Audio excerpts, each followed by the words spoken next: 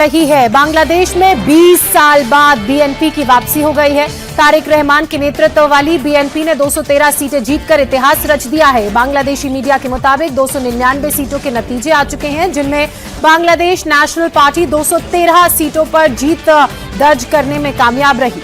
तो वहीं जमाते इस्लामी पार्टी को 68 सीटें मिली हैं। जमात के साथ गठबंधन करके चुनाव लड़ने वाली एनसीपी को 6 सीटों पर जीत मिली है। जमात के साथ कुल 11 पार्टियों ने गठबंधन किया, तो वहीं निर्दलीय और अन्य को 12 सीटें ही मिल पाई। इसके साथ ही पूर्व प्रधानमंत्री खालिदा जिया के बेटे और बीएनपी के अध्यक्ष तारिक रहमान ने सरकार बनाने का दावा ठोक दिया। रहमान ने 2 सीटों पर चुनाव लड़ा था और दोनों ही सीटों पर उन्हें जीत मिली। रहमान पिछले साल दिसंबर में ही 17 साल बाद देश वापस लौटे। वहीं जमात चीफ शफीकुर रहमान ने ढाका में 15 सीटों से जीत दर्ज की। जमात ने अपनी हार कबूल करते हुए कहा कि उनकी पार्टी सकारात्मक विपक्ष की भूमिका में रहेगी। तारिक रहमान के लिए ये बड़ी जीत है, क्योंकि 20 साल से उनकी पार्टी सत्ता से बाहर थी। तो बांग्लादेश में बड़ी जीत बीएनपी को हाथ लगी। 213 सीटों पर जीत दर्ज की। आपको बता दें 350 सीटें हैं और 50 सीटें महिलाओं के लिए आरक्षित की गई हैं। 1 सीट पर प्रत्याशी की मौत हो गई थी, तो इसलिए कल 299 सीटों पर बांग्लादेश की जनता ने मतदान किया और जो अब नतीजे सामने आ रहे हैं, उन नतीजों में बीएनपी सीधे सीधे किंग मेकर बन चुकी है। अब ये दावा किया जा रहा है कि जिस तरह से यहां पर जुलाई को लेकर एक सर्वे भी हुआ था, उस सर्वे में भी जो वोटिंग प्रतिशत है वो 73% है। इसके मुताबिक जुलाई चार्टर को अब बीएनपी जब अपना प्रधानमंत्री घोषित करेगी तो उसे लागू करेगी अपनी सरकार के कार्यकाल में। वहीं बीएनपी इस प्रचंड चुनावी जीत का आज जश्न नहीं मनाएगी। इस बात का ऐलान बीएनपी की तरफ से किया गया है। बीएनपी ने एक रिलीज जारी करके बताया कि पार्टी की ओर से कोई जुलूस या जनसभा नहीं होगी। बड़ी जीत पर आज पूर्व प्रधानमंत्री खालिदा जिया की याद में दुआ का आयोजन किया गया। ढाका समेत देश भर की मस्जिदों में जुमे की नमाज के बाद दुआ का आयोजन किया गया। इसे लेकर पार्टी के सभी नेता, कार्यकर्ता और आम जनता से दुआ में हिस्सा लेने की अपील की गई है। पूरे देश के मंदिरों, गिरजाघरों और जो अन्य प्रार्थना सभा है, वहां पर इसी तरह की प्रार्थनाएं होंगी। तो बांग्लादेश से बड़ी खबर आ रही है। बांग्लादेश में बीएनपी को जीत हासिल हुई है। जिस तरीके से बांग्लादेश में हालात बने थे, शेख हसीना जब अपने राष्ट्रपति पद से हटी थी और उसके बाद जिस तरीके से माहौल बांग्लादेश में लगातार बना हुआ था, और खालिदा जिया के बेटे कुछ वक्त पहले विदेश से वापस लौटे थे और अब उनकी पार्टी ने जीत हासिल की है। 213 सीटों पर बीएनपी ने बढ़त बनाई है। वहीं जमाते इस्लामी महज 74 सीटों पर सिमट कर रहे थे। अब जीत के बाद आज बीएनपी का क्या कार्यक्रम है वो भी आपको बता देते हैं। बीएनपी ने दरअसल प्रचंड जीत का जश्न नहीं मनाने का फैसला किया है। कोई जुलूस या जनसभा नहीं निकाली जाएगी। ये सीधे सीधे हाईकमान से फरमान जारी किया गया है। जुमे की नमाज आज होगी, चूंकि शुक्रवार का दिन है। उसके बाद दुआ का आयोजन किया जाएगा। इसी बीच बांग्लादेश नेशनल पार्टी ने अपने सोशल मीडिया हैंडल पर एक पोस्टर जारी किया, जिसमें बांग्लादेश फर्स्ट लिखा था। ये पोस्टर एक तरह से बीएनपी के एजेंडे को साफ साफ दर्शाता है। ये वही पोस्टर जिसका हम जिक्र कर रहे हैं। इसमें देखिए किस तरह से बीएनपी का जो एजेंडा है वो साफ तौर पर नजर आ रहा है और इसी एजेंडे के तहत बांग्लादेश में बीएनपी को जीत भी मिली है। 213 सीटों पर बीएनपी ने जीत प्राप्त की है। तारिक रहमान की फोटो के साथ इस पोस्टर को जारी किया गया है, जो बीएनपी के अध्यक्ष भी हैं, जिनके नेतृत्व में बांग्लादेश में बीएनपी ने चुनाव लड़ा। अब उम्मीद यह है कि तारिक रहमान बांग्लादेश के अगले प्रधानमंत्री नियुक्त किए जाएंगे। ये लगभग तय माना जा रहा है। तो तारिक रहमान का पीएम बनना तय हो चुका है। सरकार बनाने का दावा उन्होंने पेश कर दिया है। वहीं अगर बात करें तो बीएनपी 213 सीट, जमाते इस्लामी 74 और अन्य को 12 सीटें मिली।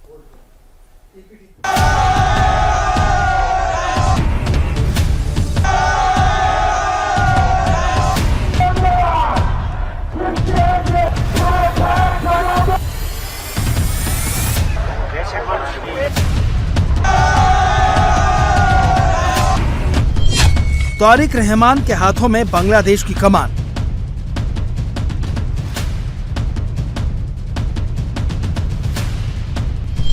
सत्रह साल बाद धमाकेदार वापसी, दोनों सीटों पर जीत।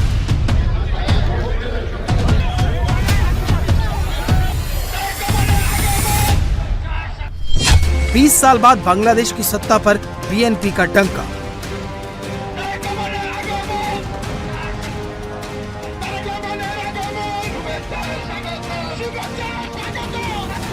बांग्लादेश नेशनलिस्ट पार्टी बहुमत के आंकड़े से बहुत आगे निकल चुकी है और इसी के साथ तय हो गया तारिक रहमान का मुस्तकबिल।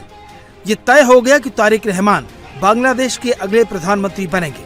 तारिक ने न केवल बीएनपी को धमाकेदार जीत दिलवाई है, बल्कि उन्होंने ढाका 17 और बोगरा 6 दोनों सीटों से शानदार जीत दर्ज की है। तारिक रहमान की जीत बांग्लादेश की राजनीति में बड़े बदलाव का संकेत मानी जा रही है। বিজয় উল্লাস করার মধ্য দিয়ে আমরা কোনো উত্তেজনা সৃষ্টি করতে চাই না, আর এই বিজয় আমাদের কাছে প্রত্যাশিত ছিল। আমরা নির্বাচনের আগেও এবং নির্বাচনের পরে আমাদের মাননীয় চেয়ারম্যান সাহেব স্বদেশ প্রত্যাবর্তনের পরে আমরা জনগণের মধ্যে যে উচ্ছ্বাস দেখেছি এবং যে সমর্থন পেয়েছি, সারা দেশে আমাদের চেয়ারম্যান সাহেবকে, জনাব তারেক রহমান সাহেবকে দেখার জন্য, ওনার কথা শোনার জন্য সারা রাত ধরে মানুষ অপেক্ষা করেছে, ভোর রাত্র পর্যন্ত। তখনই আমরা মেসেজ পেয়ে গেছি এই দেশের মানুষ কি চায়। সুশাসনের জন্য, যেটা বলা হয় যে গুড গভর্নেন্স এনশিওর করার জন্য একটা শক্তিশালী বিরোধী দল সবসময় জাতীয় সংসদের দরকার, যাতে চেকস অ্যান্ড ব্যালেন্স থাকে, সেরকম আমরা আশা করি। तारिक रहमान को राजनीति विरासत में मिली है। उनके ऊपर इस राजनीतिक विरासत का सही देश से बाहर रहे हों, लेकिन वो राजनीतिक गतिविधियों में लगातार शामिल होते रहे। लंदन से ही कई बार उन्होंने पार्टी की रैली और बैठकों को संबोधित किया। इस बीच 15 साल तक बांग्लादेश में शेख हसीना का शासन रहा। रहमान को अपनी वापसी का कोई रास्ता दिखाई नहीं दिया, लेकिन 5 अगस्त को बगावत के बाद शेख हसीना ढाका छोड़कर दिल्ली आ गई और रहमान की वापसी का रास्ता तय हो गया। लेकिन इससे पहले उन्होंने सियासत का अच्छा खासा अनुभव कमा लिया था। रहमान ने ढाका के शाहीन कॉलेज से ग्रेजुएशन करने के बाद राजनीति और अंतर्राष्ट्रीय संबंधों का अध्ययन किया। 1980 के दशक में लोकल पॉलिटिक्स में एंट्री ली। बीएनपी के अंदर बड़े पदों तक पहुंचे। खालिदा जिया के शासन में रहमान 2002 में सीनियर जॉइंट सेक्रेटरी जनरल और 2009 में सीनियर वाइस चेयरमैन बने। 2018 में उन्हें भूमिका की सराहना कर चुके हैं और उन्होंने कहा है कि 1971 के बिना बांग्लादेश की कल्पना नहीं की जा सकती। रहमान के लिए ताज कांटों भरा है, क्योंकि सबसे पहले उन्हें बांग्लादेश की उन कट्टरपंथी ताकतों से जूझना है जो इन चुनावों पर ही सवाल खड़ा कर रही हैं। उसके बाद सत्ता की स्थिरता उनके लिए दूसरी बड़ी चुनौती बन सकती है।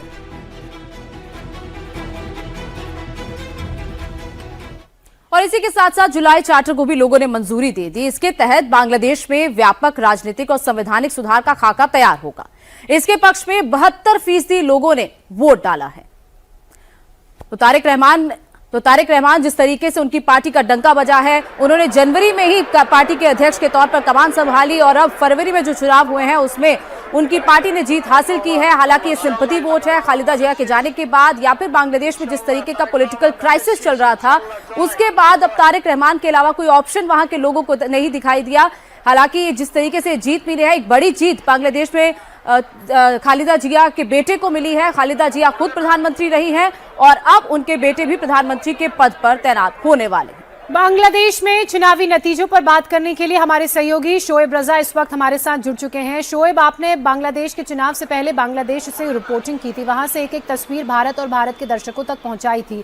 कई संसदीय क्षेत्रों को आपने कवर किया था, वहां की ग्राउंड रिपोर्ट हमने देखी।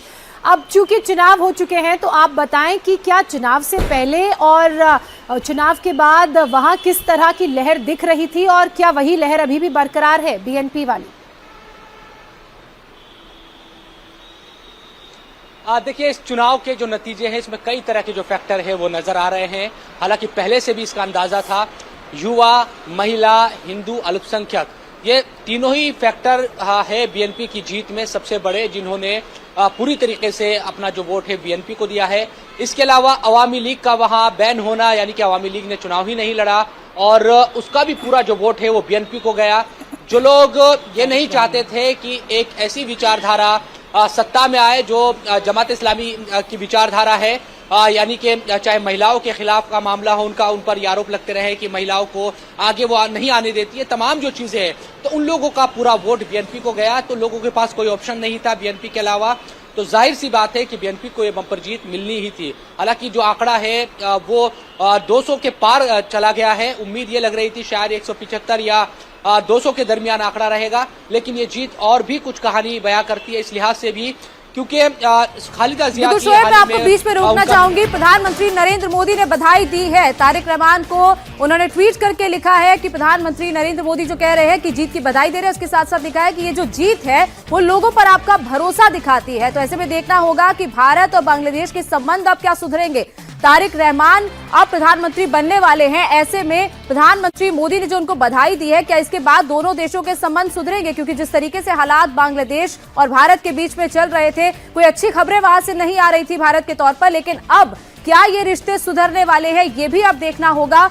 क्योंकि शेख हसीना भारत में पहले ही पनाह ले चुकी हैं और उसके बाद जिस तरीके से यूनुस सरकार वहां पर चल रही थी, उनकी जिस तरीके से राजनीति वहां पर हो रही थी, भारत के लिए एक अच्छा संकेत बिल्कुल भी नहीं था। लेकिन अब तारिक रहमान से मिले भी थे एस जयशंकर जाकर उनकी माता के निधन पर, और अब देखना होगा कि भारत के लिए बांग्लादेश किस तरीके का रुख अपनाता है, किस तरीके से दोनों के रिश्तों में सुधार होता है। शोएब लगातार हमारे साथ बने हुए हैं। शोएब, देखिए भारत से भी बधाई संदेश पहुंच चुका है बांग्लादेश, और वहां के अब जो कुछ ही दिनों बाद प्रधानमंत्री नियुक्त किए जाएंगे, ये वो ट्वीट प्रधानमंत्री नरेंद्र मोदी का हम दिखा रहे हैं जो उन्होंने तारिक रहमान को लिखा है। प्रधानमंत्री ने लिखा कि I convey my warm congratulations to mister Tarique Rahman on leading BNP to a decisive victory in the parliamentary election in Bangladesh. This victory shows the thirst of the people of Bangladesh in your leadership. सीधे सीधे प्रधानमंत्री नरेंद्र मोदी तारिक रहमान के लिए कह रहे हैं कि जिस तरह से उनकी लीडरशिप है, उस लीडरशिप से बांग्लादेश के लोगों को बहुत उम्मीद है, और उसी उम्मीद का जो भरोसा है वो बांग्लादेश की जनता ने तारिक रहमान पर ये भरोसा जताया है। शोएब लगातार हमारे साथ बने हुए हैं। शोएब, अब तारिक रहमान बांग्लादेश के प्रधानमंत्री बनते हैं, तो ऐसे में भारत और बांग्लादेश के रिश्तों में क्या हम सुधार देख सकते हैं? भारत के लिए ये कितना फायदेमंद साबित होगा? देखिए, अगर इतिहास को हम देखते हैं, 2001 में जब खालिदा जिया, जो तारिक रहमान की मां है, वो प्रधानमंत्री बनी थी, उस वक्त भारत के रिश्ते बहुत अच्छे नहीं थे और डील करने में बहुत ज्यादा परेशानी का सामना करना पड़ा था बांग्लादेश और भारत को। लेकिन अब चूंकि वक्त बदल चुका है और हमने ये देखा जब खालिदा जिया बीमार थी, उनके बाद उनका निधन हुआ उनका, तो चाहे हाई कमिश्नर दिल्ली की बात करते हैं जो बांग्लादेश का है, यहाँ पर भी राजनाथ सिंह गए थे और उन्होंने अपनी जो श्रद्धांजलि है वो दी थी, और एस जयशंकर भी बांग्लादेश गए थे, तारिक रहमान से उनकी मुलाकात भी हुई थी। उस वक्त से ही ये लगने लगा था कि एक तरीके से जो रिश्तों में कड़वाहट है वो दूर होगी। अब चूंकि तारिक रहमान का प्रधानमंत्री बनना लगभग तय है, वही पार्टी का चेहरा है, चेयरमैन भी है बीएनपी के और खालिदा जिया के बेटे भी है, तो जाहिर सी बात है कि अब उम्मीद यह करनी चाहिए, क्योंकि लंदन वो 17 साल रहे और निर्वासित जीवन उन्होंने जिया है, उनको सजा हुई थी, उसके बाद वो यहाँ से चले गए थे क्योंकि कई कानूनी कार्रवाई उन पर हो रही थी, और 17 साल बाद वो कुछ दिनों पहले ही लौटे। तो उम्मीद ये करनी चाहिए कि अब वो चीजें नहीं होगी। बीएनपी की जो एक सोच पहले रही है और रिश्तों में जो तलखी रही है, क्योंकि भारत एक महत्वपूर्ण पड़ोसी है, बांग्लादेश इस बात को समझता है। कई राज्यों की जो सरहद है, हजारों किलोमीटर, वो बांग्लादेश भारत की मिलती है, व्यापार का क्षेत्र हो या दूसरे तमाम जो क्षेत्र है, भारत और बांग्लादेश महत्वपूर्ण भूमिका अदा करते हैं। तो नई सरकार बनेगी, इन्हीं उम्मीदों के साथ प्रधानमंत्री नरेंद्र मोदी ने भी बधाई दी है तारिक रहमान को कि जो रिश्तों में कड़वाहट है जिस तरह की भी, वो अब खत्म होगी और दोनों जो पड़ोसी है वो बेहतर तरीके से साथ चलेंगे जिस तरह से पहले भी चलते आए हैं। पिछले 14-15 महीनों की अगर हम बात छोड़ दें, उससे पहले शेख हसीना वहां पर चूंकि प्रधानमंत्री थी, भारत के रिश्ते बहुत अच्छे रहे।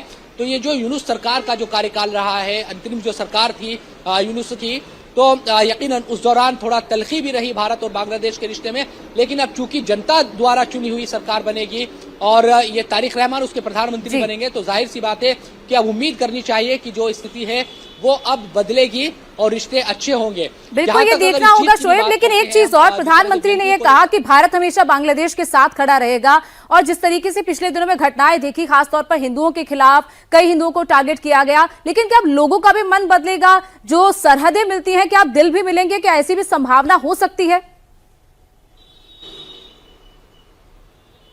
देखिए, हमने पूरे चुनाव प्रचार के दौरान देखा कि बीएनपी की तरफ से और खासतौर पर तारिक रहमान की तरफ से भी उनके तकरीरें जो भाषण रहे चुनाव प्रचार में, उनको भी सुना, तो वो यकीनन ये कहते नजर आए कि हर किसी का जो भी अधिकार है उसको सुनिश्चित किया जाएगा हमारी सरकार में। तो एक अपना जो एक लिबरल चेहरा है, सेकुलर जो चेहरा है, वो बनाने की कोशिश की। सॉफ्ट कॉर्नर उनकी तरफ से रखा गया, क्योंकि लगातार ये सवाल उठते रहे। इससे पहले जमात और बीएनपी मिलकर एक साथ चुनाव भी लड़ चुकी है, तो तो कई तरह के सवाल उठ रहे थे कि क्या जमात और बीएनपी की तो विचारधारा एक जैसी है।